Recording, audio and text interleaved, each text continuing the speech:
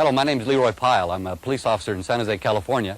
And during most of my 25-year career, I've been involved in firearms training, a little training, education, and also competition.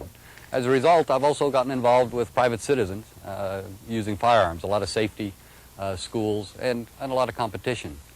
I'm familiar with some of the controversy involved with firearms now, a lot of emotions. In fact, we're about an hour and a half away from Stockton, California, where I'm sure you're aware of a recent tragedy. I don't mean to belittle that tragedy. I can share those emotions. About a week after that, I had two of my partners killed on the streets of San Jose, so I understand the emotions. But part of my job as a police officer for all these years has been to cut through the emotions and get to the facts. That's the only way you can settle an issue. You have to have the truth.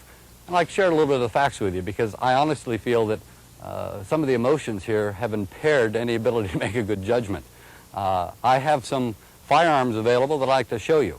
I have some in fully automatic, I have some in semi-automatic, and I have some that were designed for hunting. I'd like to show you a comparison, and I think if you have a little better understanding of what these firearms really are for, what they do, what they look like, you too can maybe cut through some of the emotions and make what I hope would be a good decision. The confusion and misunderstanding over firearms is a result of the mislabeling. I have firearms here on the table. I have a fully automatic assault rifle, and many times the press likes to use those words, trigger words if I might add, assault rifle, military, fully automatic. This is a fully automatic assault rifle. This is banned, it's prohibited, and limited almost virtually to police and military use. A citizen cannot go into the store and purchase this. And yet, this is usually one that's displayed on your television set. These are usually the terms used by the news media. Then they'll pick up a semi-automatic firearm. This is a semi-automatic firearm. The primary difference is that the assault rifle, the fully automatic firearm, you pull the trigger once and it will repeatedly fire and will continue to fire until all rounds are expended. This is a semi-automatic firearm. You fire once with each pull of the trigger. If you notice, these two firearms look alike. They look very much alike. They operate entirely differently. This one is legal, semi-automatic. This one is an illegal, fully automatic. They look alike. Here, I have a hunting rifle. This is also semi-automatic and one used for hunting game. This also, being semi-automatic, fires one round with each pull of the trigger. If you notice, these two do not look alike, but they function alike. They are virtually the same, only cosmetically different. It's important to keep that in mind. A person will say this is fully automatic.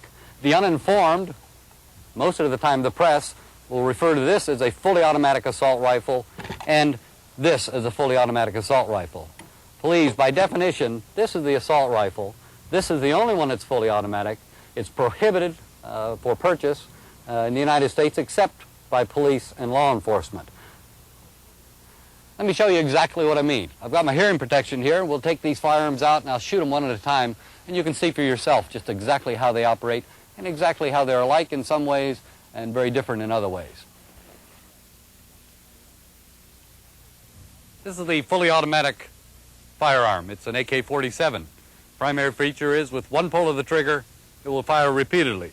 It'll fire until you either release the trigger or you expend all the rounds. Let me show you.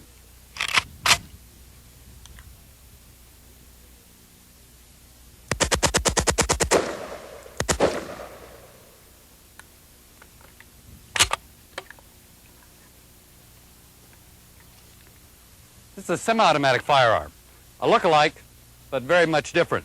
One pull of the trigger, you get one round. You get another round, you have to pull the trigger again. Let me show you that.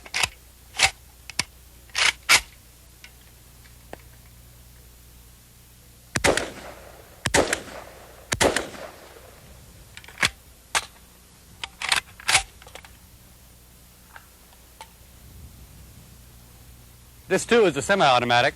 The feature with semi-automatic, one pull of the trigger, one round. If you notice, the action very similar to the other firearms, but very much different from the fully automatic rifle. This too is a hunting rifle. Again, one pull of the trigger, one round.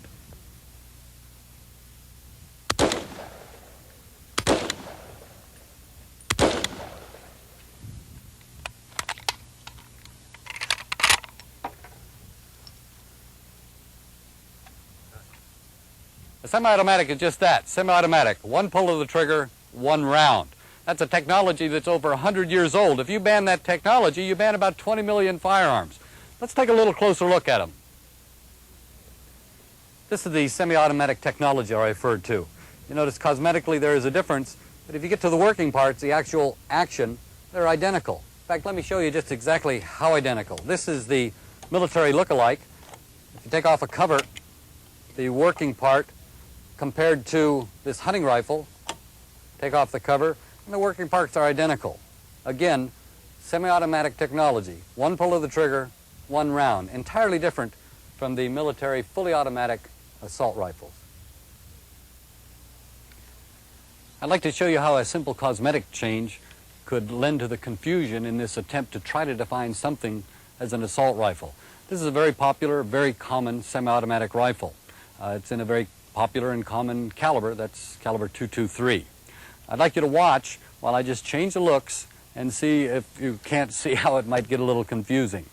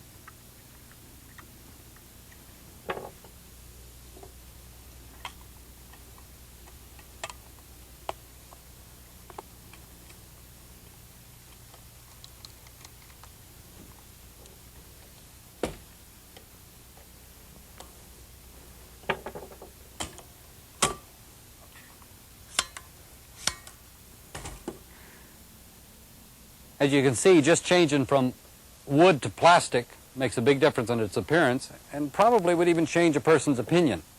And is that what makes a difference, whether it has a wooden stock or if it has a plastic stop and maybe a bipod? Actually, just like in those other firearms that I was demonstrating, the action is the same.